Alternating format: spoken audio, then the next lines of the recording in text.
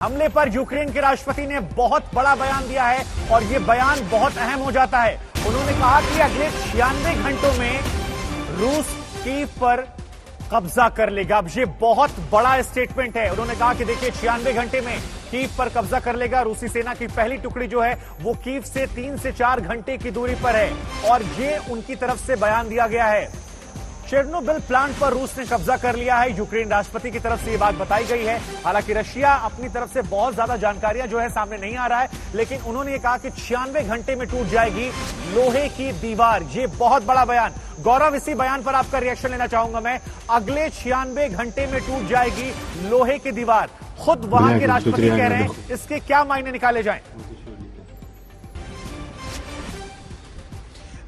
वो दुनिया को चेतावनी दे रहे हैं, वो यूरोप को चेतावनी दे रहे हैं कि एक नया आयरन कर्टन आ जाएगा अगर अभी रूस को नहीं रोका गया। वो कह रहे हैं कि वो केवल 96 घंटे तक रूस को रोक पाएंगे और उसके बाद कीव गिर जाएगा, क्योंकि जिस तरह की जमीनी रिपोर्ट्स आ रही हैं वो सीधे तौर पर दर्शाती हैं कि जिस तरह का रेजिस्टेंस यूक्रेन की सेना दे पा रही थी, उसने सब कुछ वो रेजिस्ट कर लिया। उसके बाद अब जब और हथियार उनके पास नहीं आ पा रहे हैं, वो देख रहे हैं कि एक ओवरवेलमिंग पावर के साथ रूस आगे बढ़ रहा है और अभी तो रूस ने अपनी असल शक्ति का प्रदर्शन शुरू भी नहीं किया है और वो यूक्रेन के ऊपर, कीव के ऊपर उनके हेलीकॉप्टर्स आ गए। तो ये दर्शाता है फिर हार्किव और सूमी की तरफ से, यानी पूर्वी यूक्रेन के दूसरे एक्सेस की तरफ से भी उनकी सेना आगे बढ़ रही है, तो नहीं रेजिस्ट कर पा रहे हैं। लकड़ी की AK-47 से वो ट्रेनिंग दे रही है जॉर्जिया की आर्मी। हर किसी को वर्दी पहना के अभी मैदान में उतारने की बात कर रही है यूक्रेन की सरकार।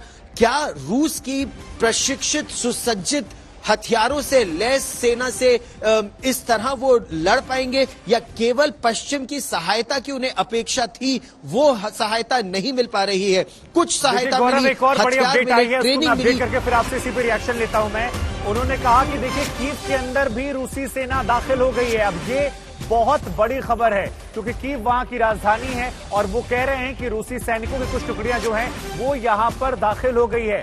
पहली टुकड़ी जो है, कई सारा ये स्टेटमेंट जो है वो लगातार निकलकर सामने आ रहे हैं। लेकिन गौरव, जरा ये समझाइए कि अगर कीव के अंदर रूसी फौज की टुकड़ियां दाखिल हो जाती हैं तो इसके क्या सीधे मायने निकाले जाएंगे? क्या इसके बाद यूक्रेन घुटनों पर आ जाएगा या विल पावर फिर भी कुछ गुंजाइशें हो सकती हैं अगले कुछ घंटों तक, जैसा कि वो कह रहे हैं कि 96 घंटे हम और अभी लड़ सकते हैं? दुनिया से अपील कर रहे हैं कि साथ दीजिए।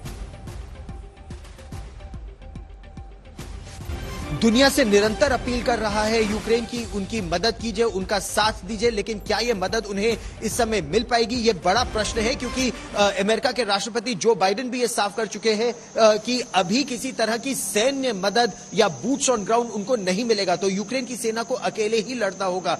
इसके साथ वो कितनी देर तक रेजिस्ट कर पाएंगे? जिस तरह के ओवरवेलमिंग एयर पार, मिसाइल पार और ग्राउंड पार का प्रदर्शन रूस इस समय कर रहा है, उसने हर तरफ से लगभग ये प्रयास किया है, ये अटैक किया है और इसके चलते बहुत ज्यादा खतरा कीव के ऊपर है। जिस तरह से उनके मिसाइल डिफेंस शील्ड ने आज एक रूस की मिसाइल को रोका, लेकिन कितनी और मिसाइल सक्षम है यहां पर आने में? क्या यूक्रेन के राष्ट्रपति चाहेंगे कि ये सिविलियन डैमेज, सिविलियन पॉपुलेशन को भी इतना नुकसान होता रहे? और ठीक आप मेरे पीछे देखिए, एक तरफ एक बार फिर ये बमबारी, यहां पर मारियोपोल में जहां हम हैं, यहां पर ये बमबारी एक बार फिर शुरू हो गई है और यही रूस की रणनीति है कि हर तरफ से उलझा कर रखा जाए यूक्रेन की सेना को और फिर आगे बढ़ा जाए। रह रहकर ये शेलिंग अब यहां भी हो रही है शहर में। यह दर्शाता है कि रूस की सेना एक बिल्कुल प्लान के तहत आगे बढ़ रही है और अब राष्ट्रपति ज़ेलेंस्की ने कह दिया है कि उनके पास महज 96 घंटे हैं। अगर यूरोप ने कुछ कर दिया, अमेरिका ने कुछ कर दिया तो कर दिया। गौरव, आप भी अपने आप को सुरक्षित रखिए, लेकिन इस बीच दर्शकों को बता दें, बड़ा बयान यूक्रेन के राष्ट्रपति का,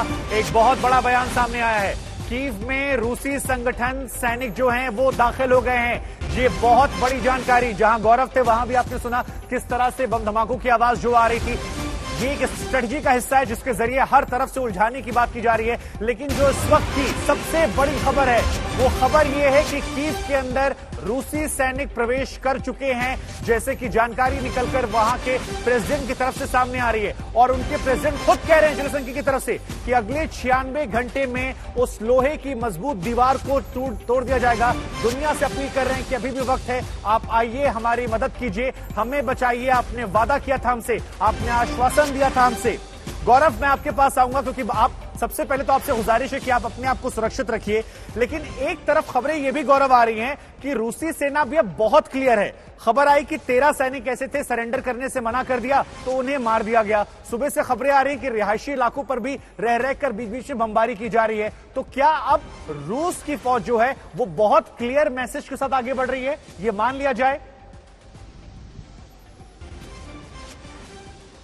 रूस की सेना रूस के राष्ट्रपति व्लादिमीर पुतिन के आदेश के मुताबिक एक क्लियर ऑब्जेक्टिव के साथ उसने प्रवेश किया था इस देश में, और वो air land and sea battle Ukraine पर जो उन्होंने शुरू किया, उनका एक ऑब्जेक्टिव था यहां का सत्ता परिवर्तन और दूसरा ऑब्जेक्टिव था कि यहां की सेना को पूरी तरह से खत्म कर देना, डीमिलिटराइज कर देना, उनके हथियार ले लेना, और उस मिशन से वो आगे बढ़ रहे हैं। यहां भी जो हमारे पास जानकारी आ रही है उसके मुताबिक रूस की सेना यूक्रेन की सेना से यह कह रही है कि हमारी आपसे दुश्मनी नहीं है, हमारी आपकी सरकार से दुश्मनी है, हम उनको सत्ता का परिवर्तन करना चाहते हैं जो पश्चिमी देशों के इशारों पर काम करती है, तो इसीलिए आप हमसे न लड़े। इस तरह की बात बार बार की जा रही है, ऐसा लोकल लोग हमें बता रहे हैं।